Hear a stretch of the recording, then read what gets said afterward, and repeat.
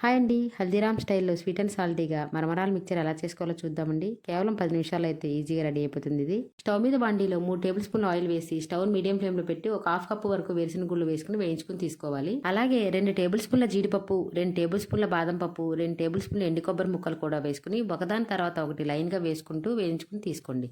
ఇప్పుడు 4 రెమ్మల కరివేపాకు వేసుకొని వేయించుకొని తీసుకున్నాక 4 ఎండుమిర్చిని ముక్కలుగా చేసుకుని వాటిని కూడా వేయించుకొని తీసుకుని మిగిలి ఉన్న ఆయిల్‌లోకి ఒక అర స్పూన్ ఉప్పు, అర స్పూన్ పసుపు వేసుకుని పసుపులో ఉన్న పచ్చిదనం పోయాక ఒక పెద్ద బౌల్తో మరమరాలు వేసుకుని అటు ఇటు తిప్పుతూ ఒక 3 నిమిషాల పాటు వేయించుకుంటే మరమరాలు అనేవి చాలా క్రిస్పీగా అవుతాయి.